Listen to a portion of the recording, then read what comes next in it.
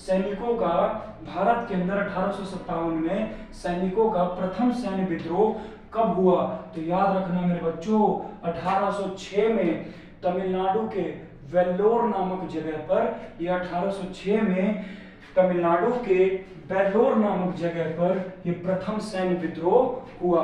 1857 की क्रांति को समझने के लिए जिसका मैंने नाम लिया वो सबसे पहला विद्रोह कब हुआ, तो पूछा जाए कि प्रथम सैन्य विद्रोह कब हुआ, तो मैंने साफ साफ यहाँ लिखा हुआ है कि प्रथम सैन्य विद्रोह 1806 में तमिलनाडु के वेल्लोर नामक जगह पर हुआ। यहाँ तक की स्टोरी बिल्कुल समझ में आ रही होगी कि विद्रोह के ढर्रे के बारे में मैं समझा रहा हूँ। पहला भाग है आज का हमारा कि विद्रोह के ढर्रे को समझना है कि क्या है विद्रोह का ढर्रा। तो मैंने बताया कि विद्रोह के ढर्रे का मतलब होता है कि हर भारत का वो छोटा छोटा इलाका या छोटे छोटे कस्बे या छोटे छोटे जिले जहाँ से अंग्रेजों के प्रताड़ित करने की वजह से लोगों के अंदर एक जोश सा, एक जुनून सा उत्पन्न होने लगा था कि बस अब बहुत हो गया है, अब इनको भारत से भगाना जरूरी है। एक आपको एक छोटी सी बात और बताता हूँ। कहा जाता है कि भारतीय इतिहास के अंदर यह 1857 की क्रांति सफल नहीं हो पाई, लेकिन सफल होने का कारण, ना होने के कई कारण हैं, उसको हम समझेंगे।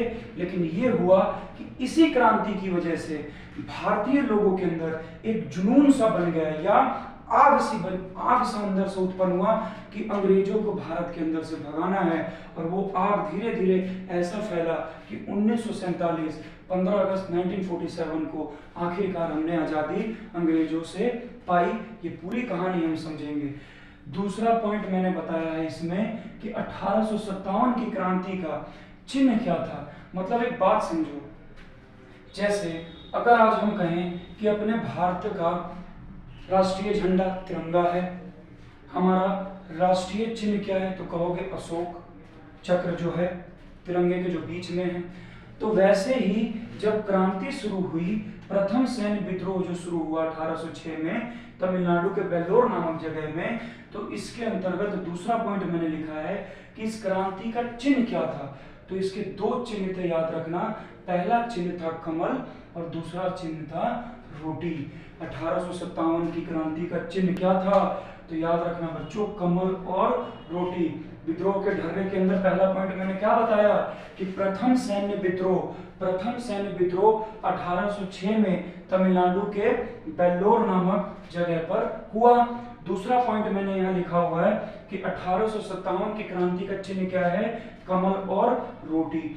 तीसरा पॉइंट, अब एक बात समझिए, जब आप युद्ध लड़ने जाएंगे, जब आप किसी युद्ध में खड़े होंगे या युद्ध में जाएंगे लड़ने के लिए, तो सबसे पहले ये तो होगा नहीं ना कि हाँ भैया चलिए आज युद्ध लड़ने चल रहे हैं, उतर गए मैदान में। जी नहीं, किसी भी कार्य को करने के लिए हर कार्य अपने आप में युद्ध होता है, चाहे वो पढ़ाई हो, चाहे वो खेल हो। अगर आप पढ़ाई कर रहे हैं तो पढ़ाई आप उतक्कड़ पे नहीं कर देंगे कि चलिए भैया कुछ भी उठा लिया, कोई भी किताब उठा ली और पढ़ना शुरू कर देंगे। आपको एक रणनीति तैयार करनी पड़ेगी कि किस रणनीति से, किन सही ढंगों से हमें उस पढ़ाई को करनी है। या अगर आप खेलने भी जा रहे हैं तो ऐसा तो नहीं होगा कि खेल आपको पता ही नहीं है कौन सा खेल खेलने जा रहे हो, चलो खेलने। जी नहीं, आपको एक रणनीति बनानी पड़ेगी उसके लिए भी।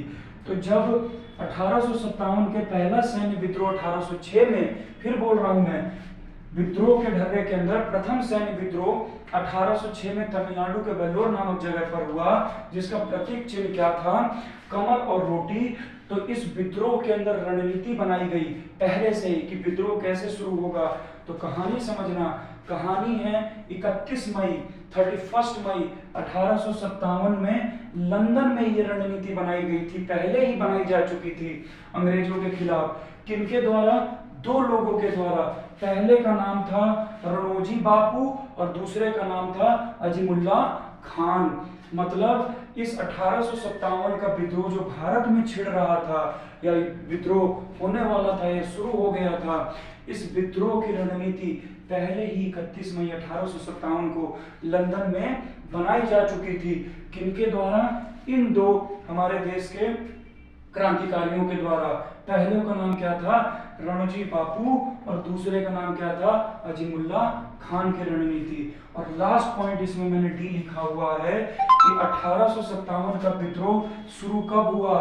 तो याद रखना भैया, चैप्टर भी पढ़ रहे हैं हम, विद्रोह और राज और 1857 का आंदोलन है व्याख्यान। तो सबसे पहले तो हमें यही पता होना चाहिए कि 1857 की क्रांति शुरू कब हुई, मतलब 1857 की 57 का रिवॉल्ट शुरू कब हुआ। तो एग्जैक्ट डेट याद रखना कि 1857 की जो क्रांति या विद्रोह जो शुरू हुआ उसका डेट है 10 मई 1857। डेट क्या है, 10 मई 1857। जहां तक मैं समझ रहा हूं बच्चों कि यहाँ तक आपको चीजें क्लियर हो रही हैं। हम क्या समझ रहे हैं, हमारे चैप्टर का नाम है विद्रोह और राज्य। हमारे सेकंड टर्म का चैप्टर नंबर ये 10 है इतिहास का, और इतिहास के भाग 3 का। और उस चैप्टर के अंतर्गत हम समझ रहे हैं कि 1857 का आंदोलन और उसके व्याख्यान के बारे में। तो मैंने कहानी शुरू की कि अंग्रेजों का शासनकाल जो मजबूत बना वो 2 युद्धों के बाद बना भारत के अंदर। वो 2 युद्ध कौन कौन से थे, तो 1757 प्लासी का युद्ध और 1764 बक्सर का युद्ध। इन दोनों युद्धों के बाद भारत के अंदर अंग्रेजों का दबदबा बहुत ताकत और शक्तिशाली रूप से बढ़ा, और इस रूप से बढ़ा कि भारत को इन्होंने खोखला बनाना शुरू किया। और एक समय ऐसा आया कि लोगों की सहन शक्ति के बाढ़ टूटे, और टूटने की वजह से क्रांति हुई। और 1857 की क्रांति के अंदर पहला भाग हम अपने एनसीईआरटी की बुक का पढ़ रहे हैं, जिसका क्या है भाग, विद्रोह का ढर्रा। इसके अंतर्गत मैंने बताया कि विद्रोह के ढर्रे से तात्पर्य है कि भारत के वो हर एक छोटे छोटे कस्बे, हर एक छोटे छोटे जिले या गांव से सभी लोग अंग्रेजों के विपक्ष में खड़े हो गए कि नहीं, बहुत हुआ, अब हम इनको भारत में नहीं रहने देंगे। तो इस विद्रोह के अंदर सबसे पहला पॉइंट मैंने समझाया कि प्रथम सैन्य विद्रोह, सैन्य का विद्रोह भारत में कब हुआ 1857 की क्रांति का, तो 1806 में हुआ था तमिलनाडु के वेल्लोर नामक जगह पर। दूसरा पॉइंट मैंने इसमें समझाया कि 1857 की क्रांति का चिन्ह क्या था, तो कमल और रोटी था। और तीसरा मैंने क्या बताया कि युद्ध में जाओगे, लड़ने जाओगे तो रणनीति तैयार करनी पड़ेगी। तो रणनीति तो पहले ही तैयार हो रही थी। कहां पे हो रही थी, देखो कैसे हमारे भारत के क्रांतिकारी लोग हैं कि उनके देश में बैठ के रणनीति तैयार कर रहे हैं कि इनको कैसे भारत से भगाना है। तो 31 मई, डेट कौन सा है, 31 मई 1857 को लंदन में ये 2 क्रांतिकारियों के द्वारा, रणोजी बापू और अजीमुल्ला खान के द्वारा रणनीति तैयार की गई। और लास्ट और आखिरी अंतिम पॉइंट इसमें मैंने लिखा है कि 1857 का विद्रोह शुरू कब हुआ, तो इसका डेट याद रखना है 10 मई 1857 को। 10 मई 1857 को। एक बात ध्यान रखना बच्चों, जो भी टॉपिक में बार बार एक एक भाग को डेली कराता जाऊंगा, एक हफ्ते के अंतर्गत हमारा ये पूरा चैप्टर फिनिश हो जाएगा। लेकिन इतना वादा कर रहा हूँ कि ये पूरे चैप्टर आपके टिप्स पे होगा, क्लास के अंतर्गत ही इन सारी चीज़ों को याद करवा दूंगा और दिमाग में बैठा दूंगा। बस इतना याद रखना है कि चैप्टर को सुनते जाना है, मेरी बातों को ध्यान से समझते जाना है। तो क्या क्या बोला, प्रथम सैन्य विद्रोह 1806 में तमिलनाडु के वेल्लोर नामक जगह पर हुआ। 1857 की क्रांति का चिन्ह क्या था, कमल और रोटी था। तीसरा पॉइंट मैंने क्या बताया कि इसकी रणनीति क्या थी, कब बनाई जा रही थी, तो 31 मई 1857 को लंदन में बनाई गई। किन 2 क्रांतिकारियों के द्वारा, देशभक्तों के द्वारा, तो रणोजी बापू और अजीमुल्ला खान के द्वारा। अब समझिए कि क्रांति के पीछे का कारण क्या है। मतलब अगर भारत के अंदर ये 1857 का आंदोलन हुआ या विद्रोह हुआ या कारण हुआ तो क्यों हुआ, तो मैंने तो एक छोटे में समझाया ही कि अंग्रेजों का दबदबा और भारत को खोखले बनाने का उनका योगदान शुरू हो गया था कि भारत को खत्म करना है, बिल्कुल कुछ भी नहीं रहने देना यहाँ पे। तो ये तो एक ऊपरी ऊपरी की बात हो गई, लेकिन हकीकत की बात समझना जरूरी है हमें कि कारण क्या है, क्योंकि हमें पेपर में आंसर लिखना है। और पेपर के आंसर के हिसाब से क्वेश्चन अगर हमसे पूछे कि 1857 का जो आंदोलन हुआ या क्रांति हुई तो इसके पीछे के मुख्य कारण क्या थे, तो आज हम केवल पहले कारण को समझेंगे और वो हमारा कारण है राजनीतिक कारण। समझिए बच्चों, हर कारण को डेली एक एक करके समझेंगे। आज हमारा एक कारण केवल समझेंगे डिटेल में, जो क्या है क्रांति के पीछे का कारण, जिसका नाम क्या है, राजनैतिक कारण। 1857 की क्रांति का कारण क्या है, पहला राजनैतिक कारण। तो समझिए राजनैतिक कारण होगा तो सीधी सी बात है कि राजनीतिक का मतलब क्या होता है, पॉलिटिकल रीजन। कहने का मतलब है कि देश के अंदर शासन व्यवस्थाएं जो चल रही हैं वो ब्रिटेन के लोगों की चल रही है, ब्रिटेन की सरकार की चल रही है। तो गद्दी पर उस दौरान कौन बैठा हुआ है, एक गवर्नर जनरल बैठा हुआ है। कौन है वो, लॉर्ड डलहौजी। और ये शब्द समझिए, गवर्नर जनरल क्या है, एक शब्द होता है वायसरॉय, एक शब्द क्या होता है, वायसरॉय, और एक शब्द होता है गवर्नर जनरल। जैसे आज एक पद प्रधानमंत्री का है और आज एक पद राष्ट्रपति का है, वैसे ही पहले अंग्रेजों के शासनकाल में एक पद वायसरॉय का हुआ करता था और एक पद गवर्नर जनरल का हुआ करता था। तो क्रांति के पीछे का आज पहला कारण समझ रहे हैं, और आज वो कारण कौन सा है, पहला राजनीतिक कारण। तो राजनीतिक कारण को समझने से पहले समझिए कि उस दौरान भारत की गद्दी पर गवर्नर जनरल के रूप में कौन बैठा था, उस बंदे का नाम था लॉर्ड डलहौजी। क्या नाम था, लॉर्ड डलहौजी। इसका समय काल क्या है भाई, तो 1848 से 1856, 1848 से 1856। याद रखना यही वो लॉर्ड डलहौजी भाई साहब हैं, गवर्नर जनरल, जिन्होंने भारत के अंदर एक नीति शुरू की और उस नीति का नाम है हड़प की नीति। क्या होता है हड़प की नीति, ये सब हम सुनते हैं कि मेरा जमीन कब्जा लिया, मेरी जगह हड़प ली। कहने का मतलब है कि किसी चीज को, किसी भी संपत्ति को जबरन किसी से छीन लेना या अपने अंतर्गत कर लेने को हड़प कहते हैं। तो ये हड़प की नीति क्या नीति है, तो याद रखना ये लॉर्ड डलहौजी साहब की अपनी नीति थी। इन्होंने, इनका मानना ये था कि मान के चलिए, आपको पता है कि इतिहास हमें क्या सिखाता है, पहले का इतिहास, कि राजा का बेटा ही राजा बनेगा। कहने का मतलब है कि पहले ये होता था कि अगर आपके अंदर योग्यता नहीं भी है और आप किसी राजा या सम्राट के बेटे हैं तो गद्दी पर आप ही विराजमान होंगे, आपके अलावा अगर कोई योग्य भी होगा तो वो उस गद्दी पर विराजमान नहीं होगा। तो आज वो नहीं है, आज के समय काल में वो नीति तो अब नहीं है। अगर आप योग्य हैं, आपके अंदर काबिलियत है, आपके अंदर दम है, तो आप किसी भी चीज को हासिल आज के समय में कर सकते हैं। लेकिन उस दौरान ये होता था कि गद्दी पर अगर राजा है तो उसका बेटा ही बैठेगा, इसके अलावा और कोई नहीं बैठेगा। तो याद रखना हड़प की नीति में क्या होता था कि डलहौजी साहब के मुताबिक ये होता था कि भैया अगर उस इलाके के अंदर कोई राजा है और उसकी अगर कोई संतान नहीं है तो वो पूरी की पूरी राजा के मरने के बाद वो सारी संपत्ति किसकी हो जाएगी, वो ब्रिटिश सरकार की हो जाएगी और लॉर्ड डलहौजी साहब उसको अपने अंतर्गत ले लेंगे। तो इसी को क्या कहा गया, हड़प की नीति। तो देखिए हड़प की नीति में कितने इलाके हड़पे इन्होंने। सबसे पहला सतारा वाला इलाका। पूछा जाए कि 1857 की क्रांति के पीछे का जो राजनीतिक कारण है जिसके गवर्नर जनरल लॉर्ड डलहौजी साहब रहे 1848 से 1856 में, तो इन्होंने जो नीति जो नियम लाए या कानून लाए, हड़प की नीति जो लाए, इसमें सबसे पहले कौन से इलाके को हड़पा, तो सबसे पहले महाराष्ट्र का सतारा इलाका हड़पा। याद रखना बच्चों, ये चीज आपके मैप में भी पूछ सकता है पेपर में कि सतारा कहाँ पर है, महाराष्ट्र के अंदर है अभी वर्तमान में। याद रखना।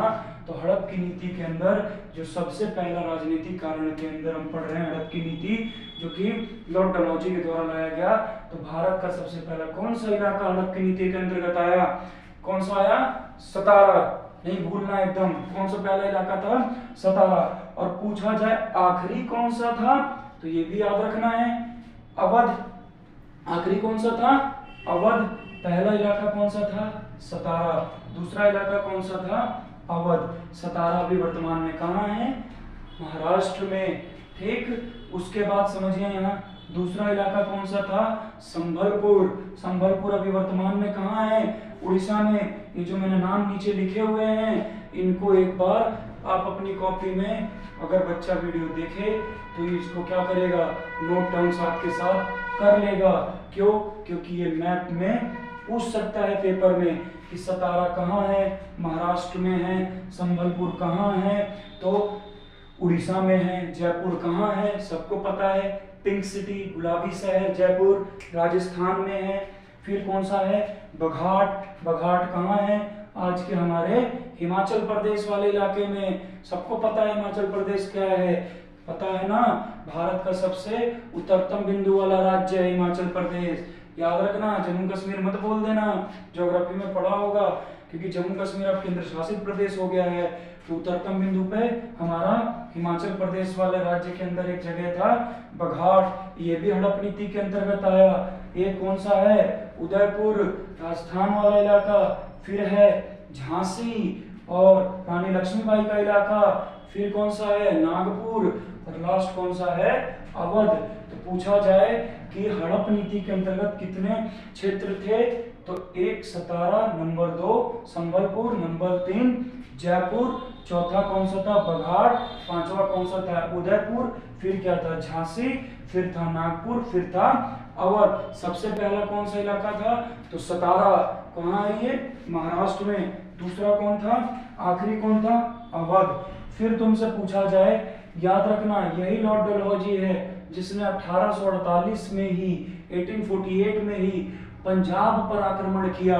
देखिए कैसे राजनीतिक कारण उपलब्धियां हासिल हो रही हैं। गद्दी पर लॉर्ड डलहौजी बैठा हुआ है और धीरे धीरे धीरे धीरे भारत की गद्दी पर जो भी सम्राट बैठे हुए हैं, जो योग्य नहीं है, उन इलाकों पर अटैक करके उनको हराकर और वो इलाका भी अपने अंतर्गत कर ले रहे हैं। और वहां पे अब शासन व्यवस्थाएं किसकी चलेगी, अंग्रेजों की चलेगी।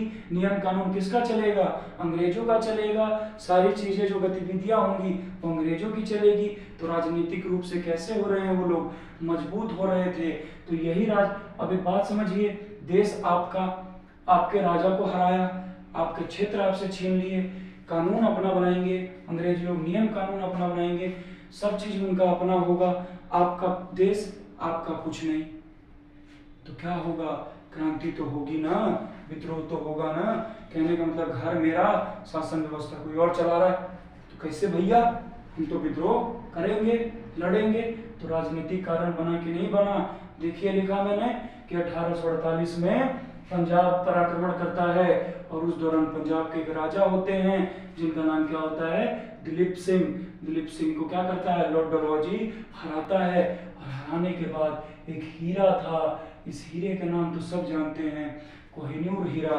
यही कोहिनूर हीरा है जो शाहजहां ने मयूर सिंहासन जो बनाया था ना भाई, उसी के ऊपर ये हीरा लगाया गया था। तो यही कोहिनूर हीरा आखिरी बार भारत में से राजा दिलीप सिंह को हराता है, कौन, लॉर्ड डलहौजी। और फिर महारानी विक्टोरिया को, ब्रिटेन की महारानी विक्टोरिया को गिफ्ट दे देता है कि लीजिए, ये मेरे जीत का एक प्रतीक है कि मैंने पंजाब के शासक दिलीप सिंह जी को हराया और कोहिनूर हीरा मैं आपको भेंट दे रहा हूँ। और वही कोहिनूर हीरा जब महारानी विक्टोरिया के पास ब्रिटेन में चला जाता है, तो भारत से आखिरी बार कोहिनूर हीरा कब गया, इसके बाद भारत में कभी कोहिनूर हीरा नहीं आया। तो ये वही कहानी है कि 1848 में, 1848 में पंजाब पर आक्रमण करके वहां के राजा दिलीप सिंह को कौन हराता है, लॉर्ड डलहौजी हराता है। और लॉर्ड डलहौजी हराकर कोहिनूर हीरा लेकर महारानी विक्टोरिया को क्या करता है, गिफ्ट, उपहार के रूप में उनको दे देता है। और वही कोहिनूर हीरा हमारे भारत से हमेशा के लिए चला जाता है। तो आज की कहानी जितनी भी मैंने चीजें बताई, उम्मीद करता हूँ आप लोगों को समझ में आया। मेरी वीडियो को देखने के लिए आपको बहुत बहुत धन्यवाद। और उम्मीद करता हूँ कि कल फिर हम आएंगे और दूसरा कारण समझेंगे। धीरे धीरे धीरे धीरे कर कर पूरे इस चैप्टर को ऐसा बना दूंगा कि आप लोगों के जबान पर और टिप्स पर ये चैप्टर याद हो जाएगा कि आप एक कहानी के माध्यम से, जैसे मूवीज चलती हैं, उस माध्यम से आप किसी को समझा देंगे। धन्यवाद, नमस्कार, गुड बाय।